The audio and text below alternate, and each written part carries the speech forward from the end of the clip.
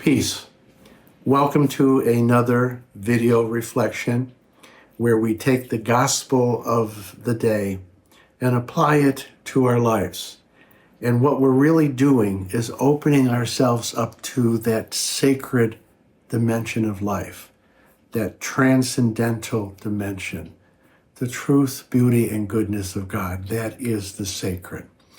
In today's gospel, we read about the Ascension. Now, let me explain what the Ascension is. Jesus resurrected from the dead, and for 40 days he appeared to various disciples in various places.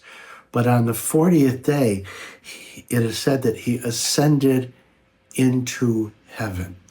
Now, we tend to look at that as a myth, and I would encourage us to not look at it as a myth. And sometimes people will say, well, what practicality does it have for us in our day-to-day lives? It's very practical. What we see in the ascension of Jesus is the universal path that we're all called to follow, not just in some future heaven, but here and now in our day-to-day lives. Let me put it in a context. We literally come from God. We did not create ourselves. We have been created by God. We come from God, and we have been created in the divine image. And life will only be truly fulfilling, truly peaceful, truly meaningful to the extent that we ascend from our ignorance, ascend from our lower nature, ascend from our brokenness, ascend into our higher nature, the soul, that divine spark that is us, and ascend into union with God. Only that brings us fulfillment. Let's put it in a context. Most of us live in a world that our great-great-grandparents could not have imagined. The level of material abundance that we have, the technological tools at our fingertips, all the ways that science has and technology has improved and elevated our existence. Again, I don't think our great-grandparents could have imagined a life that most of us are living. However, depression is at an epidemic rate. Anxiety is at an epidemic rate. All forms of addiction are at an epidemic rate. And suicide is at an epidemic rate. Because we can never get enough of what we don't really need. Yes, we need a level of material security to live without constant anxiety.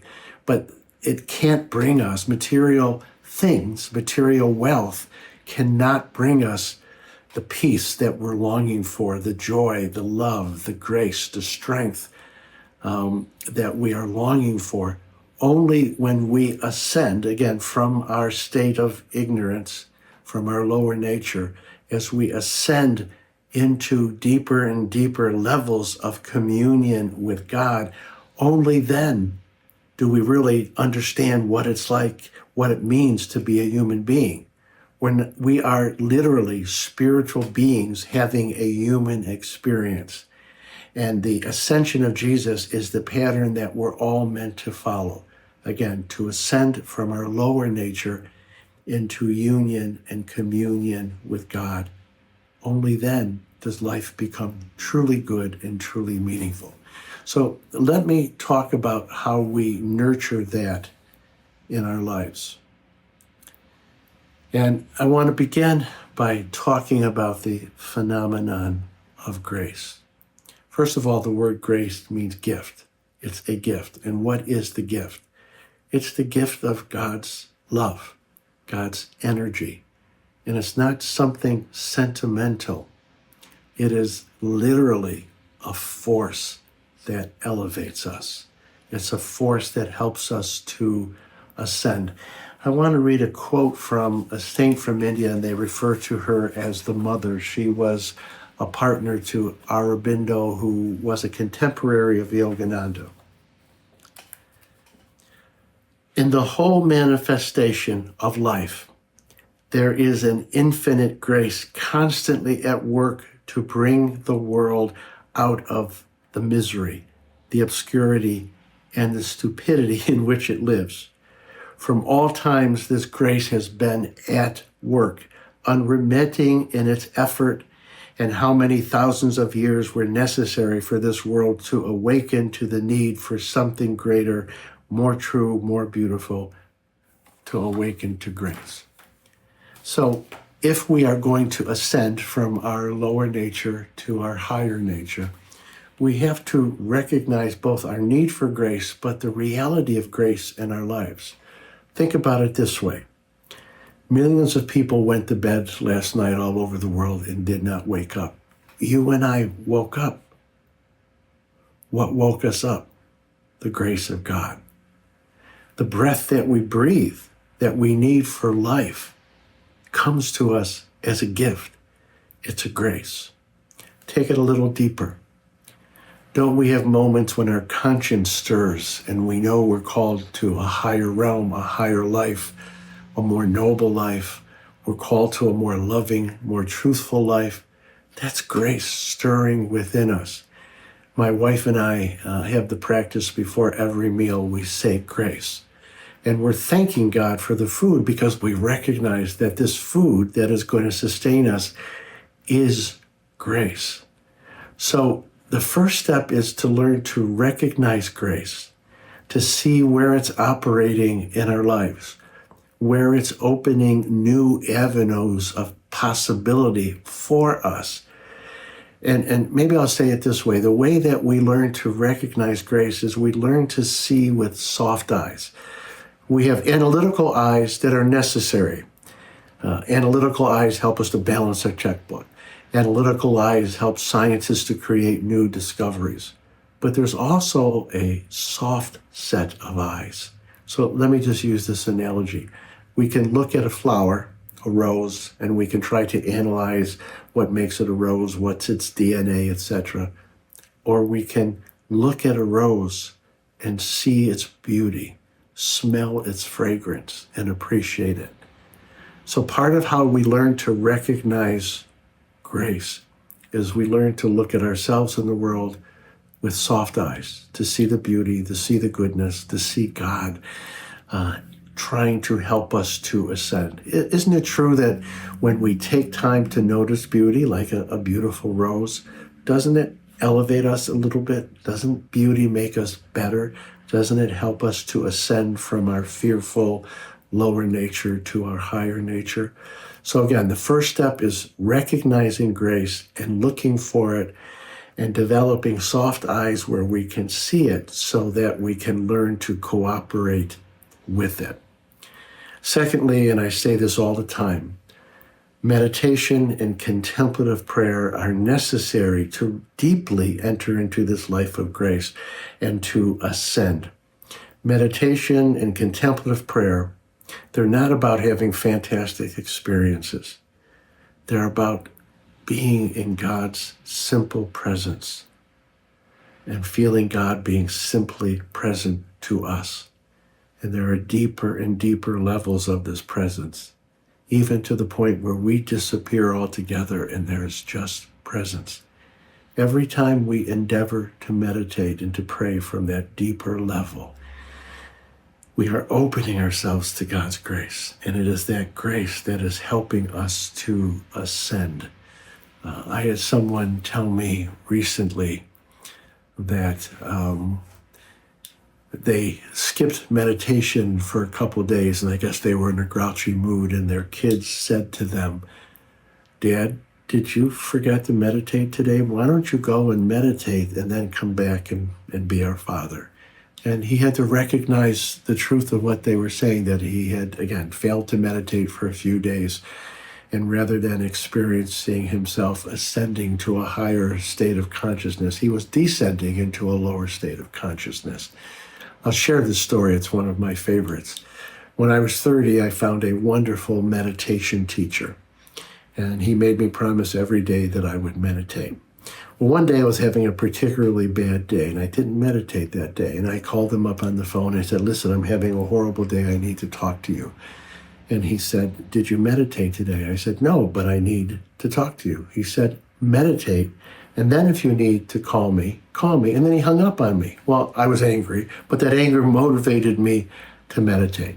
So I meditated, and the angst that I was feeling melted away, and I didn't need to call him, but I did call him, and I did say, hey, I did meditate today, don't need to talk to you. Then I hung up on him. Just my way of expressing my love for him. So that daily commitment to prayer and to meditation is so, so important. The third thing that I want to talk about, and I'm going to go back to Jesus himself. Yes, Jesus ascended on the 40th day and ascended into a state of pure union with God. However, he does come back to planet Earth. He appeared many times to Francis of Assisi. He appeared many times to Teresa of Avila. And even in the 20th century, he appeared a number of times to a saint from Poland, Saint Faustina. So Jesus didn't just ascend to experience the glory of God, the glory of union with God. What Jesus did was he took that union and then he came back down into planet Earth and continues to come back down among us to bless us, to heal us, and to elevate us. So what does that mean for us? If we really want to follow the pattern of Jesus, that's also the pattern of Yogananda, it's the pattern of Babaji, it's the pattern of all of our Kriya Gurus. Yes, through being aware of grace, cooperating with grace, and meditating, we ascend.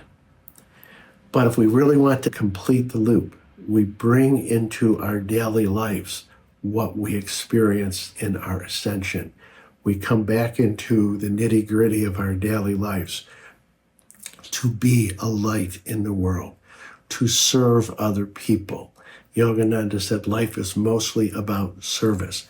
We ascend and experience that oneness with God, and then we descend back into our lives, the lives of other people, but we bring that light, we bring that love, and we bring that communion into our lives, into the lives of people that we are around, and into the world, and then we help the world to ascend slowly and surely that way. You know, just from a psychological perspective, the people who report having the most meaningful lives, the happiest lives, they're not trying to squeeze happiness out of this or that thing, but they live in service of others. They bring the light into the world, and that light blesses them here and now. So that's the loop of the ascension. We ascend through prayer, meditation, consciousness of grace, and then we take that union and we bring it down into our daily lives. I'll close with this. I'm going to paraphrase a line from the Rig Vedas, which is one of the scriptures in Hinduism. And in the Rig Veda, it says that heaven longs for the perfection of earth, and earthly beings long for the perfection of heaven. When we ascend, we experience the perfection of heaven, God's presence, God's love. And then we bring that love back into our daily lives, into planet Earth. And that's how we create the marriage of heaven and earth, not just in some future time, but here and now.